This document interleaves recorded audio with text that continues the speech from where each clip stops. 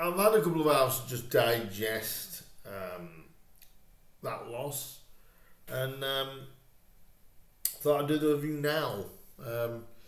As we know, that the Mariners have come away with a 3-1 defeat at Lady Two Strugglers Bristol Rovers, and all I can say is we got exactly what we deserved from that game, which was nothing. The way I look at it is, you cannot start the way that Grimsby did. And Ardell said in his post-match, you can't play 30 minutes. He's right. Also, you can't start the way that we did. If we look at what he started off with, it was Jackson Smith, Harvey Rogers, Sam Lavelle came in, Cam McJanet, Henry Stoughton, George McEachran in that deep-lying defensive role, Kevin Green, Jamie Walker and Charles Burnham, with Andy Cook and Jace Cabier. But it wasn't that, because Cabier was on the wing, which they switched in the second half to go Cabier and Cook. But if we were to basically look at it in general, just the way we started with a bit more of a direct feel. Obviously with Quigley and Harrison, Ardell said he knew that's what they were going to do, much more of a direct style. And caught us out really in the first 2 minutes. And it was Barmer, after Header had been sort of knocked away. Barmer hit the shot which arrowed right into the bottom corner. Jackson Smith had no chance with that, and it was 1-0 probably after about 90 seconds, and it just felt like it was not going to be one of them days. You're thinking, okay, you can see it early, let's keep it tight, but no, sloppy play again, and really a good, easy chance for Quigley with a good ball, put across from 15 yards, but of course Quigley took the shot quick.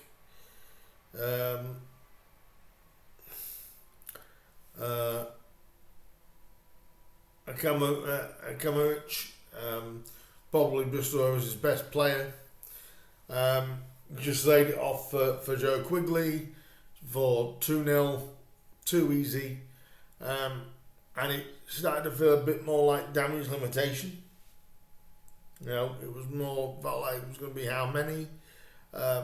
Sam Lavelle came in, like I said, really it seemed like the back four had never played together, close to shambolic, but it's Bristol Rovers started quicker, and then we started to get the ball down a bit. Kenny Walker started to get on the ball, Kieran Green started to get on the ball a bit. Some of our passes was loose today, slack, but we did get the ball more to the wide men. Cabier is not a winger, but for some reason he plays him as a winger rather than a direct two. Jay's tried, but like you said, it's not his natural position. But every time we got it out, tried to get it out wide to to Vernon in the first half. He was having the beating of their defender, put a cracking ball in not long after their second, which hit the bar, the inside of the post. Didn't go in though, and you're thinking, well, Town could maybe get back in it, and we before that though we had a chance where a penalty shout on Andy Cook, and you're thinking, I think both for Grimsby were good penalty shouts and could have been given and wasn't. The one on Andy, I initially said no, but looked at the replay and thought, yeah, he was being held. I think it was because of Andy's frame as to why the referee didn't think it was a penalty. I don't know, but he didn't. Andy, you could see, was getting frustrated. How is that not a foul? How is that not a penalty? So on and so forth.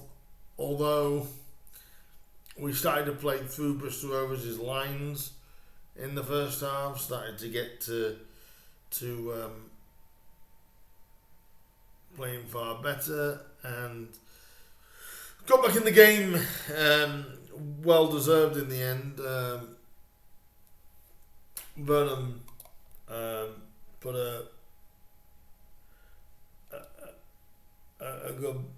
good ball in to Andy Cook's feet, and Andy just out-muscled their defender, got the defender tight to him, spun him, and slotted it right into the corner for 2-1. And you're thinking, come on then, lads, come on then, what, a great finish the last 25 minutes of the first half was, and you're thinking, yes, if we can just get another one. We couldn't quite get a second goal before the break, and obviously half time came. Craig Disley was on commentary for Humberside, and he was saying that half time probably came at the wrong time for the Mariners, and it proved to be true, because after the half-time break and going in with that optimism of getting that goal, Steve Evans out-coached David Artell really on that occasion. He shut off the avenues towards Chaz. Chaz was really a non-entity in the second half, as was everybody really. We were restricted to long balls by McJanet, trying to get something, and the wind was grabbing and sending the ball everywhere else but where we wanted it. They got more intensely together with the press. Their press became better in the second half. Obviously, Steve Evans had changed things. When he did, to be completely honest, Bristol Rovers were dominant the second half, and Kamarich made it 3. And a great finish from him into the corner, because Alex Harrison got the layoff, and it was over as a contest really then. The Mariners did were trying. They tried to switch things. They took obviously made a few changes, bringing on Amazon, Tory later on, Fleming and Burns from McJenna, but none of them really had an effect. It was a really, really poor performance. I would say it was a lot like the Barnet performance. No one was at it. From minute one, no one was at it, apart from maybe Andy. And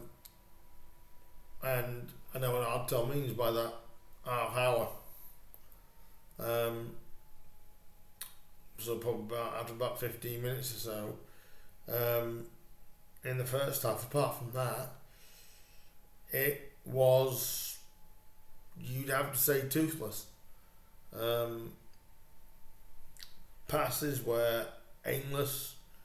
There was no rhythm, but that is what happens when you start slowly, or you also have a mentality of, well, these are struggling. And we just couldn't get back into it, and didn't look like it. And it ended up, in the end, a fairly comfortable 3-1 win for Bristol Rovers. Just massive disappointment that we just didn't turn up. And yes, we can best about the penalty decisions that probably were or weren't, whatever, how we look at it. We didn't get them. So at the end of the day, but that second half, we were schooled by Steve Evans. David Artel was schooled by Steve Evans, and it was such a smart bit of a little bit of tweaking. Steve, he literally shut off our main avenue, which most of the time is down the right with Chaz, and we, a lot of the balls were aimless. And like I said, it reminds me a lot of, I can take losses like this in a sense, in the aspect that we didn't deserve anything. You cannot look at that and go, well, because we were unlucky. No, we weren't. We were poor. We were literally poor from minute one, really, and we had a 25-minute spell where we were okay in the first half.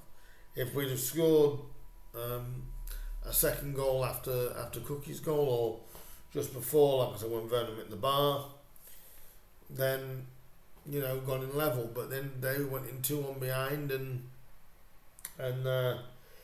Bristol Rovers were able to do the job and get a win. Now, I'm not too surprised by this, due to I watched Bristol Rovers a couple of weeks ago against Walsall, and they did near enough exactly the same. They know that their squad hasn't been as good as teams up there, but as we know, when we've been at the bottom of that league, you're just looking to get results. You're not bothered about performances. But fair play to Bristol Rovers, their game plan worked. And we can talk about tiredness. We can talk about legginess. Today we just were not good enough. I've seen some of the social media meltdown, which every club has when you lose. I'm not going to go into that mode. Yes, fans have got every right to be annoyed. They've got every right to be frustrated. They've got every right to be angry for 24 hours. But I'm going to put it into a level of perspective. That's our first defeat in 10. It's our first defeat in 10 games. We're not far off the playoffs. Still.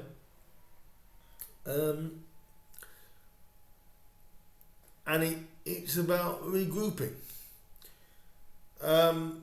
Anybody having a go at Artell needs to look at themselves, and this is coming from one of Artell's biggest criticisers.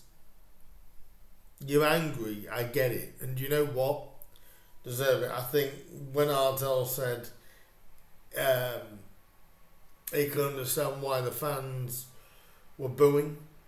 Yes, David, they were booing on today. They weren't booing generally, they were booing on today.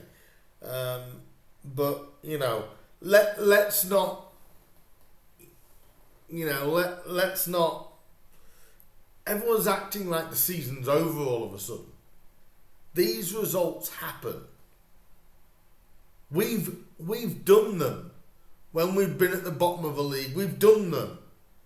You don't like going to places like this. And if you don't put teams like Bristol Rovers away, this can happen. And when you've got a manager of experience like Steve Evans, who has such great game knowledge,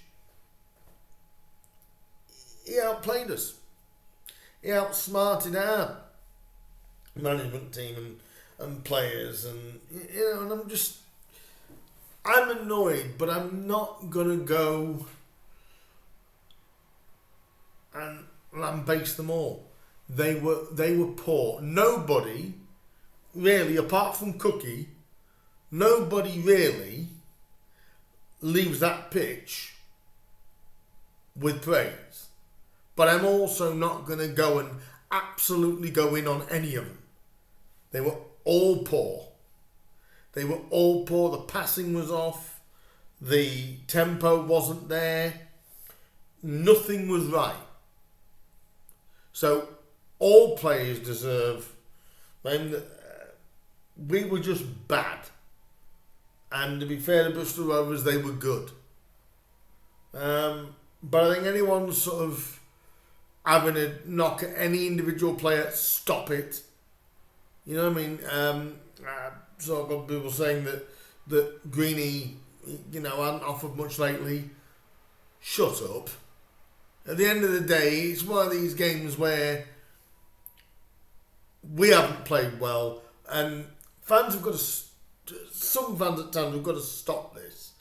I've always said we're going to lose games during the season. We are. We have. We've lost the game. Not that we shouldn't have lost, because we should have lost. We got exactly what we deserve. Fans have got to stop this unexpected, unrealistic expectation of we're so bad when we lose and we're so good when we win.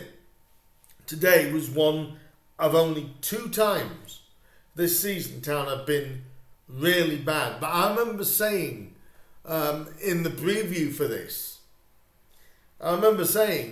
we start like we did against Walsall, we were going to get caught. And I'm sorry, when you're conceding 2 goals in 7 minutes, you're asking for trouble, aren't you? And that's against anybody. It doesn't matter what league you're in. You give an opponent a 2-goal start early on,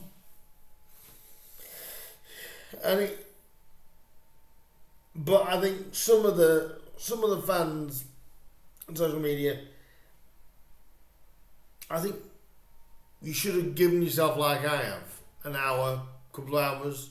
If you're travelling back, give yourself a little time before putting some comments in.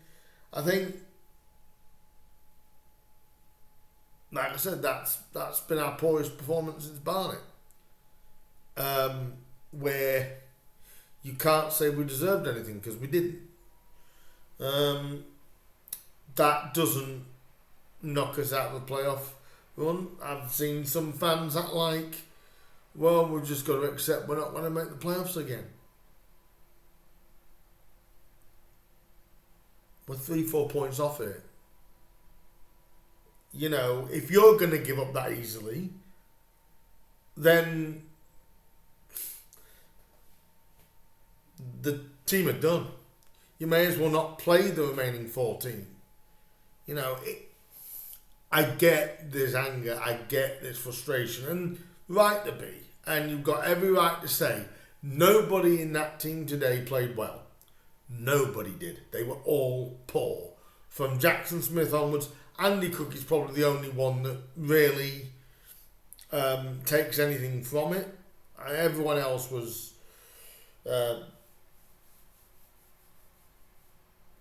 just shit, to be completely honest.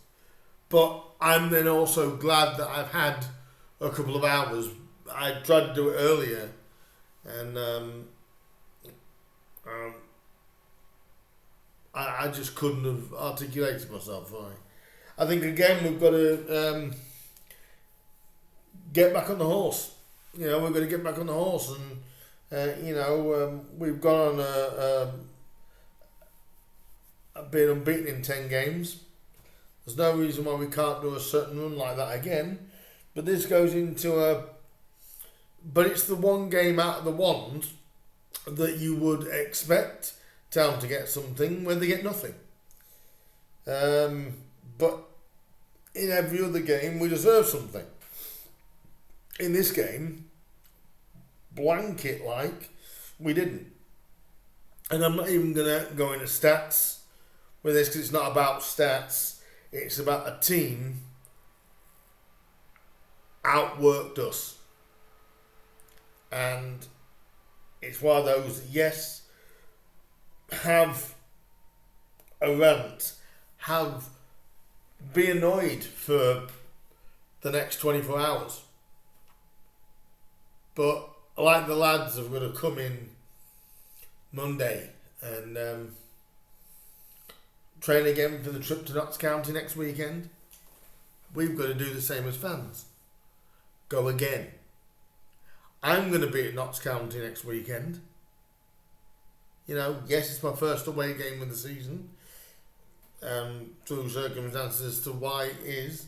But it is. I'm going to Notts County next weekend. But I'm going to be as hopeful of getting something at Meadow Lane than I would have been today. But we're playing a good footballing side next weekend. It might help us a bit. Who knows? I'll give you an example. Last week, Notts County lost to Shrewsbury. These things happen. They weren't good enough. They've lost to Bristol. They've struggled against Bristol Rovers. These results happen. Yes, there was nobody on that pitch that realistically played well all the way through. It was an off day, but it was bad. It was more than an off day. It was bad. And I think us as fans, we've got to regroup ourselves and go, we've got to take it on the chin. We've got to take it on the chin. It was probably coming. Maybe the result was coming. I mean, we conceded 2 goals against Walsall poorly. Maybe this result was coming. And maybe Town needed this result. Let's turn that negative into a positive. Maybe we needed this result. Maybe by now losing a game, it might get us to reset ourselves mentally. And knowing that the next few games, Notts County, Bromley and Salford, maybe we have to look at that and go, this could, do you know what, let's make it ultra positive. This could be the best result that ever happens to Grimsby for the remainder of the season. Yes, I'm pissed off, like everyone else is pissed off. You don't want to be losing to a team that at the start of the day was third bottom of the division, but as we know through doing it in that season in 23, people didn't want to come to Blundell Park in 23, that 24, sorry, that season where we scrambled. They didn't want to come there. And we've gone to a place at the end that outworked us.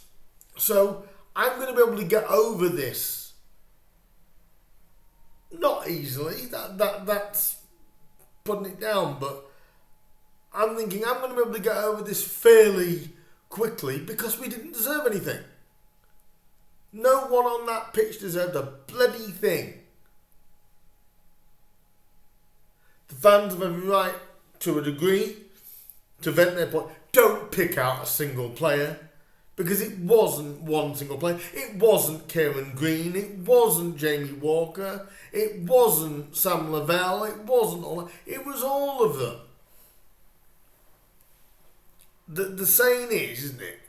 We win as a team, we draw as a team, we lose as a team. And that team doesn't just involve the 11 or 16 players that are actually on the team sheet, 17, 18 players. We're part of the team as well. So when the team wins, we win. When the team draws, we draw. When the team loses, we lose. Now we always turn around and say that the team weren't good enough. Let's say that for the fans as well. We all weren't good enough. Nobody was good enough. Cook's goal was typical Andy Cook. We know what he can do. And I will put this directly into the ether. Andy Cook will get double figures for us between now and the end of the season. He's already scored 3 in his last 2. But it's one of those games that, guys, I'm not saying don't have a rant. I'm not saying don't be annoyed. But don't stay annoyed. It's a game where at the end of the day, we got beat by the better side. We've only done that twice this year. And I think it always happens when you go to teams you expect to beat. Because they're down at the bottom, you think we don't want to get this entitlement in ourselves as fans, you know. In one aspect, I'm glad that we've had this result,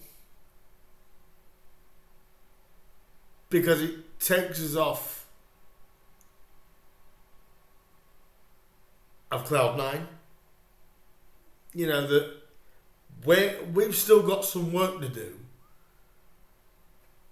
to finish top 10. We've got some work to do if we're going to make the playoffs. But maybe, just maybe, we needed this result. And maybe the fan base right now, we don't want to believe that. But we know we're coming up against a really good team next week who just won 5-0 today. You know, but we know we're going to be able to play football at Meadow Lane.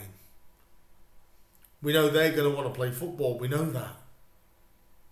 We have to quickly put this disappointment behind us as a fan base, as a team, as a club. David Artell, Sean Pearson, the coaching staff, everybody. It's a result that whether you like it or you don't like it, happens at League 2 level. And I'm as pissed as any of you. I'm as pissed as any of you. Because that performance was nowhere near good enough. But after a 10-game unbeaten run, I'm also not going to be overly pissed off. A run like that is always going to end at some point. But I think you'd rather it probably have ended on Wednesday and then won this one. I'm annoyed, as you can tell. Some of words may have been something might contradictory. I don't care, because it's just how I feel about it. At the end of the day, I feel sorry for any time. I think nearly 800 or so, nearly 1,000 were down at Bristol Rovers. Bravo, guys, because this is one of the first times this season, one of the only times where Town didn't turn up. And you've got every right to vent your frustration but I agree with Artell to a point, but he also has to go. The fans there especially have got every right to boo them after today. Not after the run, but after today, I think even I would have booed them. Even I, if I was there, I'd have booed them. Nowhere near good enough. The lads will know that. And I think I'm glad I took that hour or two, because I've been able to sort of articulate my words far better than I would have done if I'd done it straight after the game. I think we have to shake this one off. Just say it happened. Move on. Sounds easy. Leave me your thoughts down below. Are you as pissed off as me? I'm sure a lot of people will be. And one other thing I'll say is playoffs aren't done. This season's not done. Any fan that says the season's done, look at yourselves. It's not done. We've been done. We've been done today. The last team that did that was Barnet. Leave me your thoughts down below. If you did travel to Bristol Rovers, credit to you. It looked like it was horrible weather down there and a very, very long journey if you're travelling back up to Cleethorpes. So safe journey back up. But leave me your thoughts down below on the game, and any news to break during the week from Grimsby. I will be back. But do like, share, comment, subscribe. And this review is more me talking, not stats talking. Today wasn't good enough. Our turn lads will know that. Coming back on the bus was nowhere near good enough. Let's move on, shall we? Leave me your thoughts down below. Like I said, like, share, comment, subscribe, hit that bell button. That'll let you know when I upload the preview for Notts County, which comes up later in the week. Massive game this, and a massive next 3 games, I think, really, for Grimsby to try and get a playoff back on track. But I will see you in the Notts County preview, and let's just try and put this one behind us. Yeah, have tonight. Fans have tonight. You know, literally say what you want, but please don't try and pick out individual players. All the players had a ban, and it happens, and it's only happened twice this year where nobody played well. Barnet was that one. We've had this one today. So leave me your thoughts down below if you were there, if you listened to it, if you watched it, whatever in the world. Leave me your thoughts down below, your comments, and I will see you for the Notts County preview, which comes, I believe, will be next Thursday.